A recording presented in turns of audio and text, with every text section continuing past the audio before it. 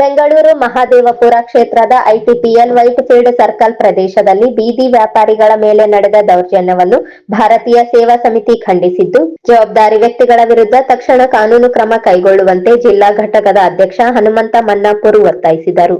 ನಗರದ ಪತ್ರಿಕಾ ಭವನದಲ್ಲಿ ಕರೆದ ಪತ್ರಿಕಾಗೋಷ್ಠಿಯಲ್ಲಿ ಮಾತನಾಡಿದ ಅವರು, ಡಿಸೆಂಬರ್ 4ರಂದು ಅಪರಿಚಿತ ಗುಂಪುಗಳ ಬುಲ್ಡೋಸರ್ಗಳೊಂದಿಗೆ ಹಠಾತ್ ದಾಳಿ ನಡೆಸಿ ಬೀದಿ ವ್ಯಾಪಾರಿಗಳ ಡಬ್ಬಾ ಅಂಗಡಿಗಳನ್ನು ತೆರವುಗೊಳಿಸಿದ್ದು ಬಡ ವ್ಯಾಪಾರಿಗಳ ಜೀವನೋಪಾಯಕ್ಕೆ ಸಂಚಕಾರ ತಂದಿದೆ ಎಂದು ಅವರು ವಿಷಾದ ವ್ಯಕ್ತಪಡಿಸಿದರು.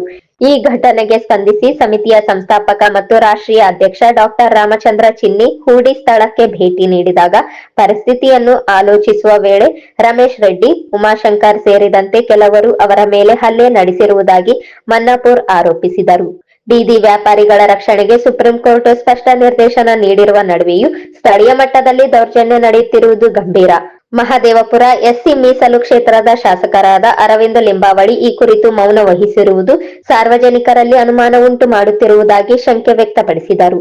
ಬಡ ಜನರ ಬದುಕಿಗಾಗಿ ಹೋರಾಡುವವರ ಮೇಲಿನ ಹಲ್ಲೆ ಪ್ರಜಾಪ್ರಭುತ್ವದ ಮೌಲ್ಯಗಳಿಗೆ ವಿರುದ್ಧವಾಗಿದೆ.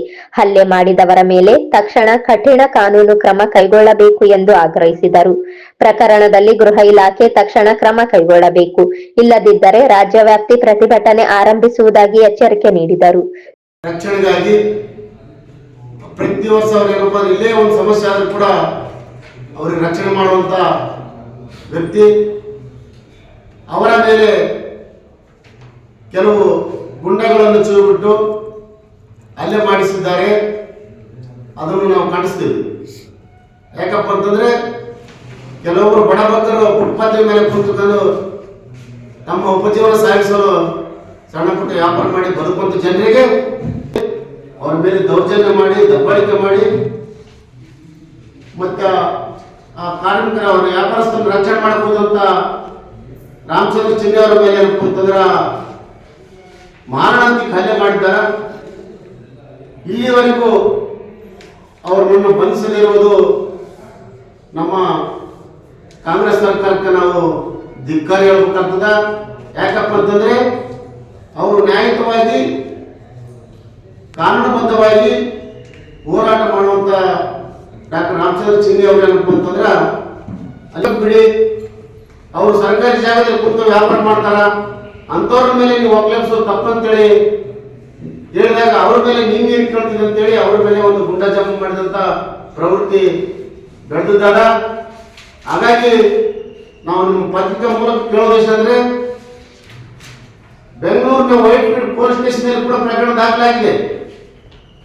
ಆದರೂ ಕೂಡ ಆ ಒಂದು ದೌರ್ಜನ್ಯ ಮಾಡಿದ ವ್ಯಕ್ತಿಗಳನ್ನು ಇಲ್ಲಿವರೆಗೆ ಬಂಧಿಸದೆ ಪೊಲೀಸರು ಬಹಳ ನಿಷ್ಕ್ರಿಯ ತೋರಿದ್ದಾರೆ. ಹಾಗಾಗಿ ನಾವು ಮಾನ್ಯ ಗೃಹ ಮಂತ್ರಿ ಜಿ ಪರಮೇಶ್ವರ್ ಅವರಿಗೆ ನಾವು ಕೇಳಿಕೊಳ್ಳುವುದೇನೆಂದ್ರೆ, ಪ್ರತಿಯೊಬ್ಬ ಸಂಘಟನೆಗಾರ ಎಲ್ಲೇ ದೌರ್ಜನ್ಯ ದಬ್ಬಾಳಿಕೆ ಅನ್ಯಾಯ ಮಾತ್ರ ಬೀದಿಗಿಳಿದು ಹೋರಾಟ ಮಾಡುವಂಥದ್ದು ನಮ್ಮ ಒಂದು ಕರ್ತವ್ಯ.